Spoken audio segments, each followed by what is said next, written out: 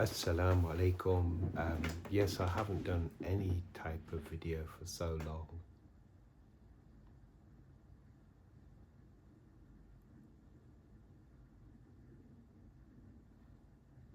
But this book is just so inspiring, and I really have so much to think about.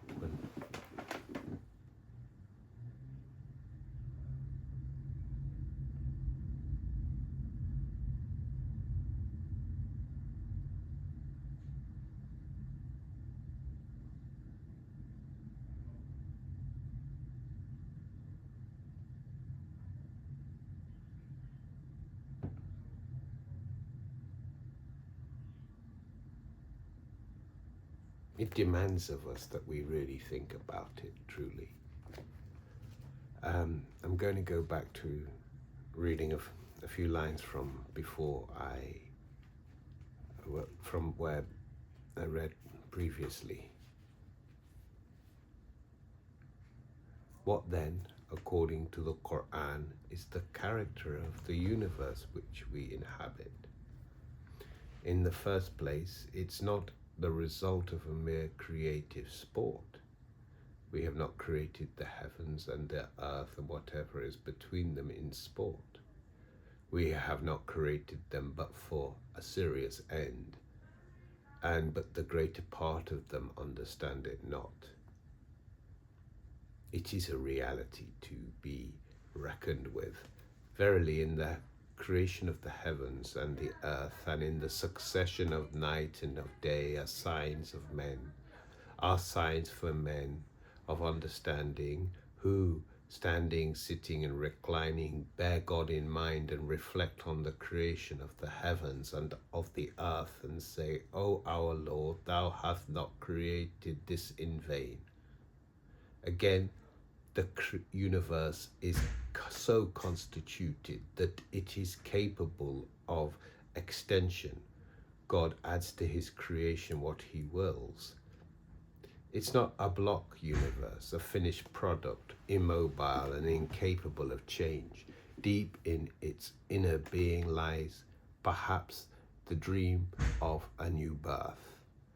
Say, go through the earth and see how God hath brought forth all creation. Hereafter will he give it another birth. In fact, this mysterious swing and impulse of the universe, this noiseless swim of time, which appears to us human beings as the movement of day and night, is regarded by the Quran as one of the greatest signs of God. God causeth the day and the night to take their turn. Verily, in this is a teaching for men of insight. This is why the Prophet ﷺ said, do not vilify time, for time is God. And this immensity of time and space carries in it the promise of a complete subjugation by man, whose duty is to reflect on the signs of God and thus discover the means of realizing his conquest of nature as an actual fact. See ye not how God hath put under you all that is in the heavens and all that is on the earth, and have been bounteous to you of his favours, both in relation to the seen and the unseen. And he hath subjected you to the night and day, and the sun and the moon, and the stars too are subject to you by his behest. Verily, in this are signs for those who understand. Such being the nature and the promise of the universe. What is the nature of man? Such being the nature and promise of the universe, what is the nature of man, whom it confronts on all sides? Endowed with a most suitable mutual adjustment of faculties, he discovers himself down below in the scale of life, surrounded on all sides by forces of obstruction. that of the goodliest fabric, we have created man. قَدْ خَلَقْنَا إِنسَانَ فِي أَحْسَنِ تَقْوِيمٍ. Then brought him down to the lowest of the low. ثُمَّ رَضَضْنَاهُمْ أَسْفَلَ سَافِلِينَ. And how do we find him in this environment? And how do we find him in this environment? A restless being, halu'an, engrossed in his ideals to the point of forgetting everything else, capable of inflicting pain upon himself in this ceaseless quest for fresh scopes for self-expression. With all his failings, he is superior to nature, inasmuch as he carries within him a great trust, which, in the words of the Quran, the heavens and the earth and the mountains refused to carry. And how do we find him? Verily we have promised, verily we propose to the heavens and to the earth and to the mountains to receive the trust of personality, but they refused the burden, and they feared to receive it. Man alone took to bear it, but have proved unjust, senseless. His career, no doubt, has a beginning, but he is destined to perhaps become a permanent element in the constitution of being. Thinketh man that he shall be thrown away as an object of no use? Was he not a mere embryo? Then he became thick blood, of which God formed him and fashioned him, and made him twain, male and female. Is not he powerful enough to quicken the dead? When attracted by the forces around him, man has the power to shape and direct them. When thwarted by them, he has the capacity to build a much vaster world in the depth of his own inner being, wherein he discovers infinite joy, wherein he discovers sources of infinite joy and inspiration. Hard is his lot and frail is his being, like a rose leaf, yet no form of reality is so powerful, so inspiring and so beautiful as the spirit of man. Thus, in his inmost being, man, as conceived by the Quran, is a creative activity, an ascending spirit who in his onward march rises from one state of being to another. But nay, I swear by the sunset's redness and by the night and its gathering and by the moon when at her full, that from state to state shall ye be surely carried onwards. It is the lot of man to share in the deeper aspiration of the universe around him, and to shape his own destiny as well as the destiny of the universe, now by adjusting himself to its forces, now by putting the whole of his energy to mold its forces to his own ends and purposes. And in the process of progressive change, God becomes a co-worker with him, provided man take the initiative. Verily, God will not change the condition of men till they change what is in themselves. If he does not take the initiative, if he does not evolve the inner richness of his being, if he ceases to feel the inward push of advancing life, then the spirit with him hardens into stone, and he is reduced to the level of dead matter. But this life and the onward march of his spirit depend on the establishment of connections with the reality that confront him. It is knowledge that establishes these connections, and knowledge is sense perception elaborated by understanding. When the Lord said to the angels, "Verily I am about to place one in my stead on earth," they said, "Wilt thou place there one who will do ill and shed blood when we celebrate thy praises and extol thy holiness?" God said, "Verily I know what ye know not." And he taught Adam the names of all things, and then set them before the angels, and said, "Tell me the names of these if you are endowed with wisdom." They said, "Praise be to thee, we have no knowledge, but what thou have given to us to know. Thou art the knowing, the wise." And he said, "Oh, Adam, inform them of the names." And when he informed them of the names, God said, "Did I not say to you that I know the hidden things of the heavens and the earth, and that I know what ye bring to light and what ye hide?" The point of these verses is that man is endowed with the faculty of naming things.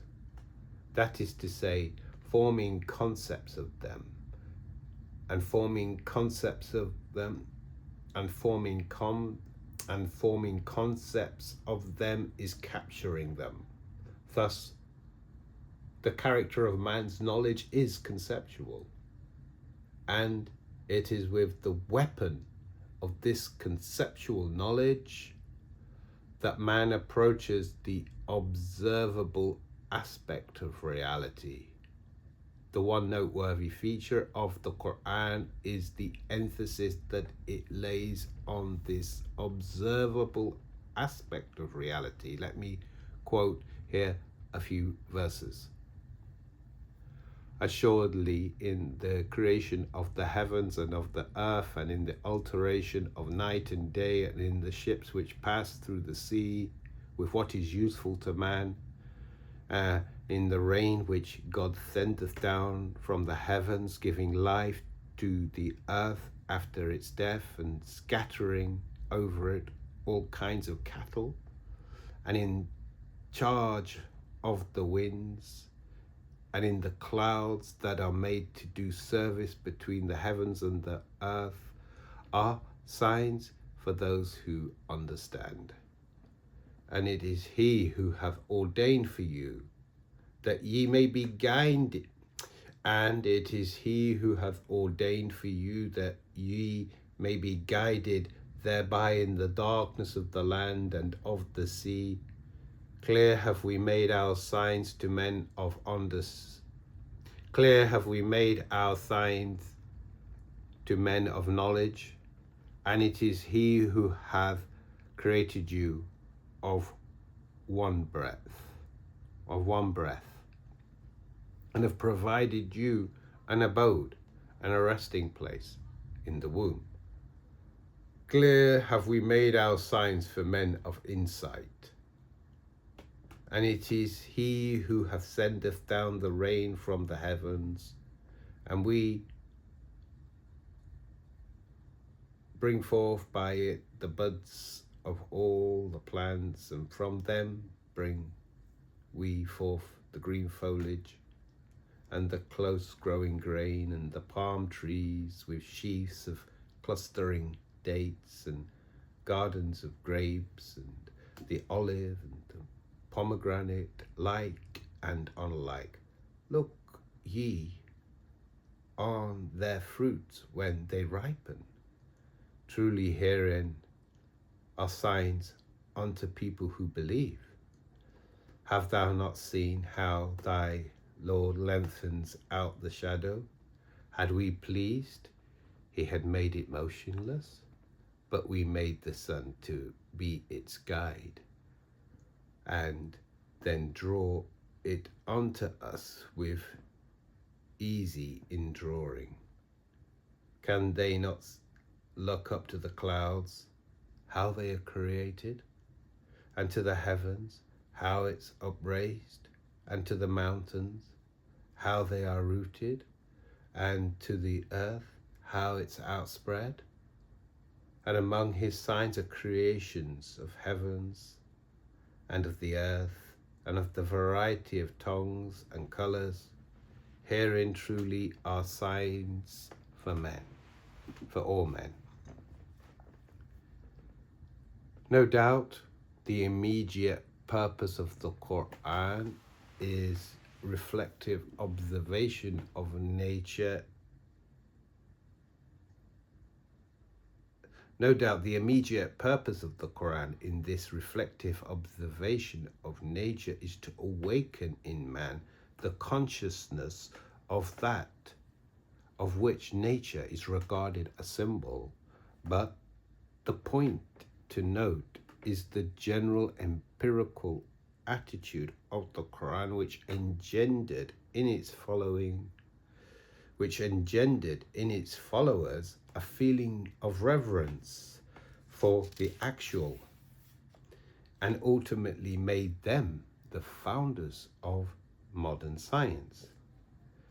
It was a great point to awaken the empirical spirit in an age which renounced the visible as of no value in men's search after God. According to the Quran, as we have seen before, the universe has a serious end.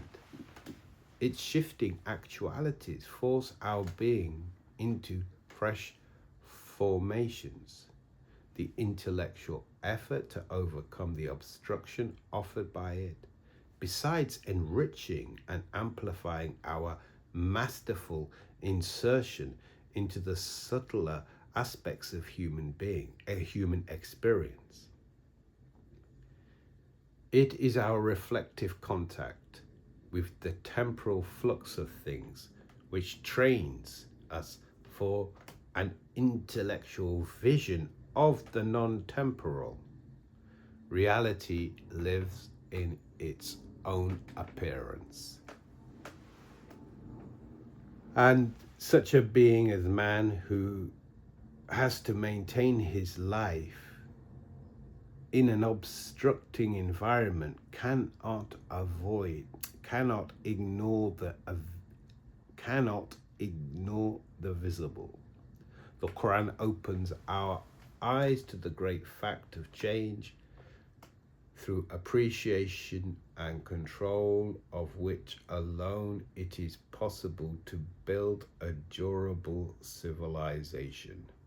The cultures of Asia, and in fact the whole ancient world, they failed because they approached reality exclusively from within and moved from within outwards. This procedure gave them theory without power, and on mere theory no durable civilization can be based. There is no doubt that the treatment of religious and I'll do that another day. But, so that's quite a serious accusation there, and I don't think we should take it as it meant as a historical fact. It's a provocation. It's a type of speaking that makes us think, to consider, and yes, to our ears in this 21st century, a lot of that, as I said in the previous video, sounds dubious. We have to take Iqbal as a man of his age. But it said that he was against his age and he was above his age. But really he was speaking to another people and another time. He realized in a sense that he was not understood. And I think that we don't really understand Iqbal Uh, I truly believe that his work is transformative, and that when we look in these verses, we can and take it in the context of his whole work, his poetry, that actually, in a sense, he envisaged space travel. He envisaged the conquest of the heavens as an actual fact. But this is not only material, it's a spiritual endeavor. And it's not only a spiritual endeavor, it's a material endeavor. Because if we look, the constant theme that's in this book is a questioning, a denial of duality, of the split of kind of knowledge. That there's a knowledge of the real world, then there's a knowledge of religion. There's a knowledge of intuition, and there's empirical knowledge. Iqbal was saying that we should not see these as different categories. Yeah, they have different characteristics, but they are ultimately springing out from the same source. And maybe the next frontiers are a realization that the universe is of quite a different nature, that it is not only material, that at its root, it's consciousness. At its root, we are connected to the universe at its root, and we are not just an epiphenomena, an accident that has occurred. Quite dislike the entirety of the universe. But what has happened since in this 100 years, and this book is nearly 100 years old now. What has happened, and I think Iqbal envisaged that it would. That we would go to the moon, that we would have satellites, that there would be voyages going out of this solar system, that we would have satellites beaming down, and I'm able to communicate with you now because of this whole system of the internet, which is fundamentally based upon space travel. I always felt that space travel was a waste. But when we look at what Iqbal is saying, that he's sort of saying that the human being is there inflicting harm upon themselves. They're inflicting this harm just in pursuit of their ideals, and he's not really he's not morally degrading that. He's actually elevating it to that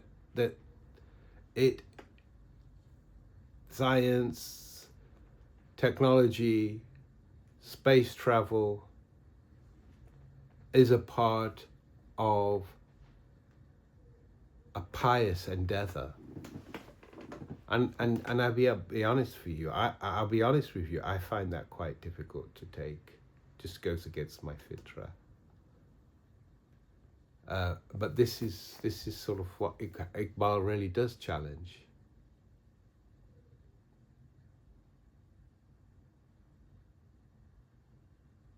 Gets us out of our complacency, forces us to be somewhat honest with ourselves.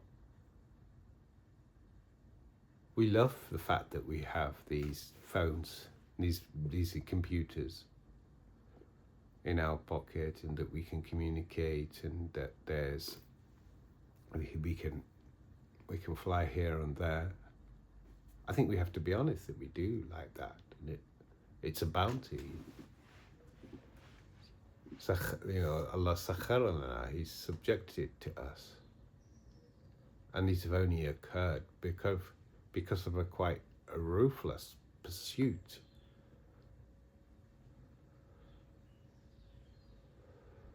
An infliction of harm upon our own selves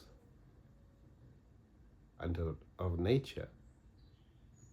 Iqbal is thought, what type of tafsir is this?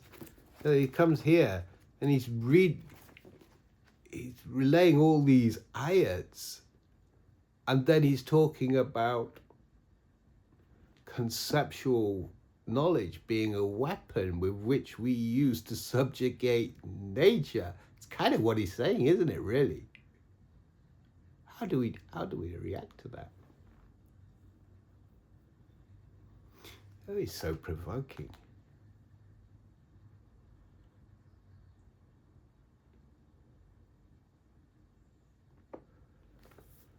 Anyway, that's enough of a lecture. Hopefully I can carry on. I do anticipate finishing the whole book at some point. Thank you for staying with me so far. Please subscribe and like and subscribe, because it helps me. If nobody actually likes, I can see people subscribing, which is good, but if nobody likes or there's no comments, argue with me, Recently there's somebody on Facebook has put this attack on Iqbal, basically saying he's been, trying to impose a foreign colonial understanding on Islam.